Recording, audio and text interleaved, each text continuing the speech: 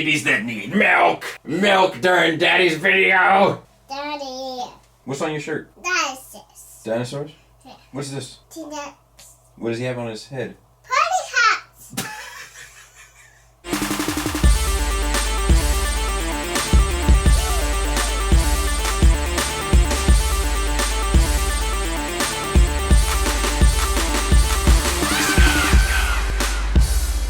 What's up, everybody? Welcome back to another edition of Sit Down Saturday. Today we're going to be talking about this Zeta Unicron. Why? Because I get 10 PMs a day about it. So it's better to just go ahead and do something like this and get it out of the way, even though it's going to have to cause a fair amount of speculation, a fair amount of prediction, a fair amount of talking on tinfoil hat stuff and all that kind of stuff and not have any real facts. We are going to present the facts that we know, and we're also going to speculate, and we're going to have fun, because speculating is fun. It's also somewhat irresponsible, but I had to find a kind of tight rope to walk there where we can have some fun and also make sure we pay homage to the facts, right? The facts.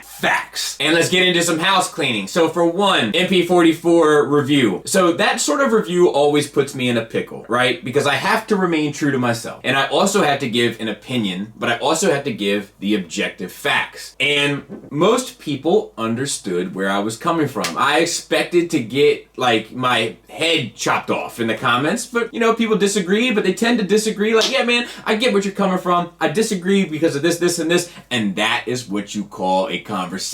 That is healthy discourse. And I feel like we should make some noise for you right now.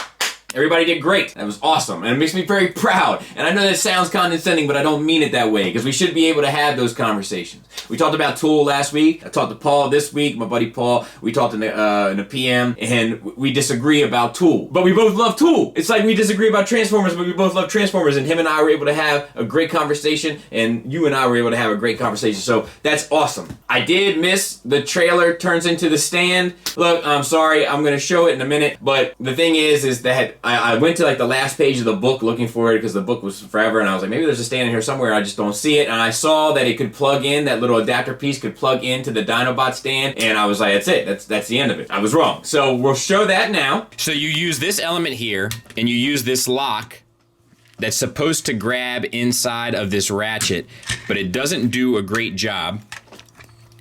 And then, yeah, see? You insert Optimus onto this back part. It grooves right into his backside there. And then you kind of got to make this work.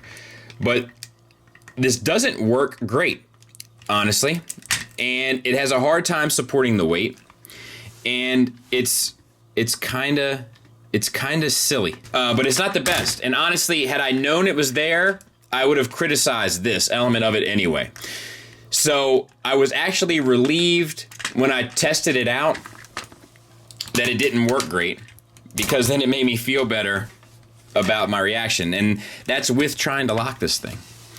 You know, so I'm sure you can fiddle with it and get it stuck. Doesn't change the fact that it doesn't work great. And the other thing that we have to account for is the Fans Toys spoiler. So I said it had a single hinge knee that got you 90 degrees. And then I realized it had more than that, and I show a picture in at the end, the final thoughts, where it does utilize that knee. And somebody caught it early on, and congrats to him, but I forgot to mention it, and I meant to mention it. So let me go ahead and show that.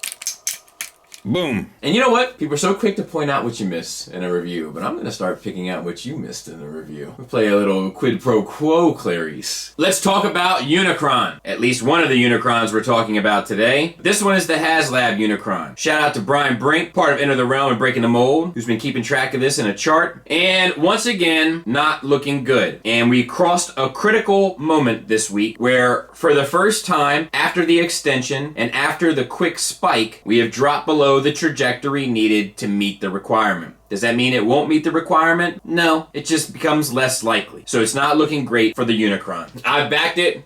If it goes through, awesome. If it doesn't go through, I'm good with that too. I'm good. I'm flexible that way. I'm fine. Don't worry about me. But it's not looking good. One last thing we have to talk about before we get started today. There is a lot of talk of YouTube changes coming in 2020. The guidelines for YouTube and content and so on and so forth. I've done a fair amount of research on it. That's not to say I'm an expert by any stretch of the imagination, but I have done a fair amount of research on it, and I perhaps may know a little bit more than someone who's just just heard about it. If you would like for me to tackle a sit-down Saturday on that, because it does affect both of us. It affects me as a creator as well as many others, and it affects you as a viewer and many others because it affects your entertainment and it affects our content. So I think there's a worthwhile conversation to have, but if people are like, nah, whatever, I'm more interested in just the toy talk or whatever, then we can just do toy talk. Just let me know if you would like for me to cover it, because I have done some research on it and it might be of use in some regard, and I might have a different view on it than you would expect, and I also might have a different view on it than someone you've heard. This is for a number of reasons. Number one, due to research. Number two, due to children. Number three, due to being a content creator. And number four, being a viewer as well. So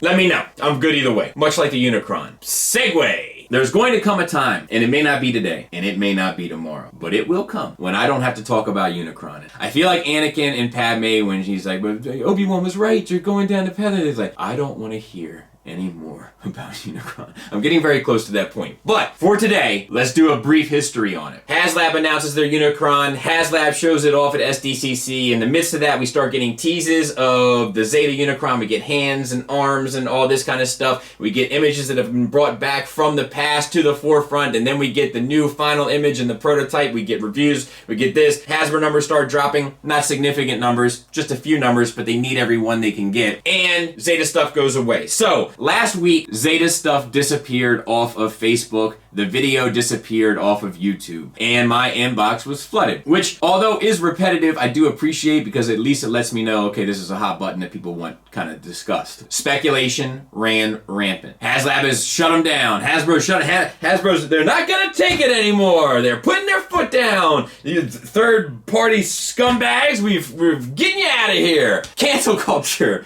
I don't think that's entirely true, but let's continue, okay? The reason why I don't think it's entirely true is because it stayed up in many Eastern markets. It also stayed up in a few European markets, but it led to speculation. And it does raise some interesting questions, because why would they take it down out of the Western market? Why would they try to make it disappear? Simultaneously, the numbers do drop on the Unicron chart. Not significant numbers, but just because, like I said, every number counts, you can make the argument that every number is significant. Zeta had said that this was going to come in, they hoped, for under $210 US. That's a big leap from the $600 from the Hasbro one. That's going to entice people to go that route in spite of size, in spite of other things, and the Zeta one looks beautiful, right? Most of us agree on that. But at the same time, we have to ask, why is it still up in the Eastern market? At least the last time I checked. And I'm going to go ahead and check once more. And I'm doing this live on the internet, and it's now gone. And I can tell you, it was up there Saturday. And now today being Wednesday, it's gone. But Zeta did have a bit to say about it. However, there were translations. And translations can never be trusted 100% because there's just some inaccuracies in tone and nuance, and not all language is the same. We just all have different ways of effectively communicating different points, right? So what you kind of project onto something that's not in your native tongue and vice versa can always be misconstrued. However, the nuts and bolts of it was Zeta saying, we have no comments at this time. And then a fan said, looks like something has happened. Hope it still can be produced. Hope you do better and better. Zeta, Hasbro has never scrutinized to this point. Looks like it has to be aborted/abandoned. Thank you for your concern. We will come out with better toys in the future. To which the fan said, you have already made it smaller and cheaper. Good luck. Now, then I got screenshots of another post that happened in some Facebook group, and Ben of Ben's Collectibles said that he had spoken to Zeta, and he says it is more of postponed indefinitely rather than canceled, which may very well be true as well. I have no communications with them, so I don't know. I don't have any communications with any of them anymore, to be honest with you. I've burnt most of those bridges, and the difference about the bridges that I burn, while I may even accidentally burn my bridges, is I never expect you to send a yacht to come get me. I'm saying that as a parent who makes an effort to try to instill lessons and values into people. That's one I pass on to you for free. Back to business. Those are the facts, right? That's what we have. Now, this next thing I'm getting ready to say is something I heard from a source who wishes to remain anonymous. He says that Hasbro sent a cease and desist to all of the retailers that were going to carry it, not necessarily a cease and desist to Zeta itself. That put pressure on Zeta with their working relationships with those retailers. He also said that Hasbro kind of put pressure on the retailers to make certain orders of the Unicron in order for it to make the numbers, which is where we saw that big spike. That it wasn't necessarily organic. That it wasn't necessarily people pre-ordering. but that Hasbro may have said to, let's say, we'll come up with a fictional name, Small Nice Toy Store, okay? That if you don't buy X amount, we are going to change how we do business with you with everything else. And that's not to say that it happened with that toy store specifically, whoever, you know what I mean? It's just as a general idea. I have no idea what toy stores they talked to. I would imagine that they were on the list, but that's what I have heard. Can't verify any of it. My source also said that the Hasbro Unicron is getting made regardless, but that doesn't really seem to add up to me, because if they were going to make it regardless, why put pressure on the retailers to carry it? So maybe it is, maybe it isn't, but I don't know. He also suggested that the Zeta Unicron is pretty much off the table for now. If it does get looked at again, it'll be sometime after the kind of waters have become calm again. Don't know if any of that's fact, but it was information that was brought before me, and now I will bring it before you. So let's speculate a bit. The question is, does this mean they're coming for all third party? My gut tells me no. My gut tells me it would be difficult, because I would like to know why they haven't put that pressure on them in the past. Which leads me to something that I've spoken about on some podcasts and stuff, but I know that you guys don't all listen to those. When I was at Celebration this year at Chicago, I bumped into a gentleman that had recently been let go from Hasbro. And he didn't work in the Transformers department, but he definitely said that third party was very much known at the Hasbro company. It was discussed. It was driving the Transformer folks crazy. It used to be somewhat of a common joke around the office of people that worked on stuff that didn't have third-party offerings, kind of breaking balls of the guys that did. It was taken seriously, and it has always seemed threatening. It was not a joke, and it was not ignored. Do I know this to be true? No. But it's the closest thing to truth that I have, because it's a first-hand account from someone, but I don't know that dude's pedigree. I don't know if he's trustworthy, if he has any integrity. He may have got fired for lying, for all I know. But that's what he told me, and I don't have any reason to necessarily not believe him. He seemed to be pretty forthcoming about all the conversations that we had. Hasbro also put out that survey not too long ago. I'm not sure if you remember, it was probably a couple years back now, where it was basically a survey about third party. What you collect in third party, what they offer in third party, what you find interesting in third party, brands that you like, brands that you don't like, babies that need milk. And what I'm sure they were trying to do was gauge the market, find out who's popular, find out who is the biggest threat, find out who is imposing the most on their potential profits, etc., etc., etc. I'm sure that's what they were gauging. I'm sure that none of them took the time to stop for a minute and say, actually, maybe this isn't kind of stepping on our toes at all, because they're not producing toys that we are producing. See, that's the difference. Third party is not appealing to the same person in the same way. I am not buying a third party option because I'm buying a Siege option. Buying the Siege isn't an option for me. So I'm buying the third party because it's the only option. That's where this specific scenario changes. Now you have Hasbro creating something aimed at me. Something that has a bigger investment on their part, a bigger attention to detail on their part, and a larger price point. Now trust me, I'm not going around chasing larger price points, but larger price points don't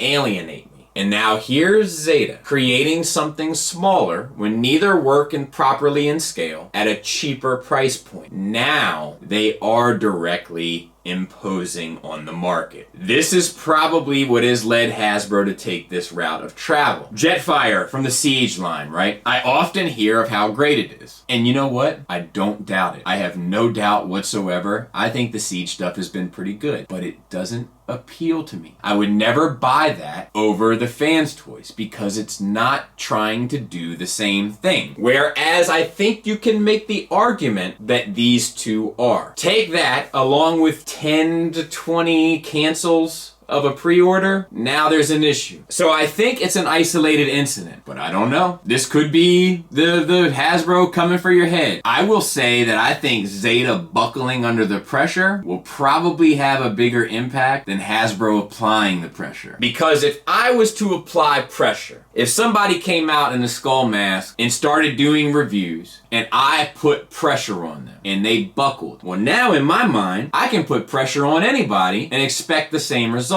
Whereas if I put pressure on them and they said, see me when you see me, and it's like, then I'm like, oh goodness gracious, I don't know if I want to do all this over a skull mask, then I'm going to have to back my steps up and rethink how I approach the next guy in a skull mask. I don't blame Hasbro for what they're doing. I don't praise them for what they're doing either, but I certainly understand what Hasbro is doing. And I do think at this price point, the Zetas did become a threat, because I've spoken to a lot of people who have been on the fence on Twitter, Facebook, whatever, and most of them are choosing their Unicron primarily based on the price. Then they come up with different things. Well, there's also this and there's also this, and they may all be valid. That's not to invalidate that. But price seems to come first and foremost. I think if this Zeta Unicron was larger and was $1,500, I don't think Hasbro would say a peep. So I think this is an isolated incident, but only time will tell. And hopefully we should know something about this Hasbro thing soon, because I'm getting tired of it. And I'm getting to a point now where I'm like, man, either let me know if it's gonna get the numbers or not, and let's move on with our collective lives. That's a double entendre. And I want Zeta to get back to combiners anyway. I don't care about a Zeta Unicron.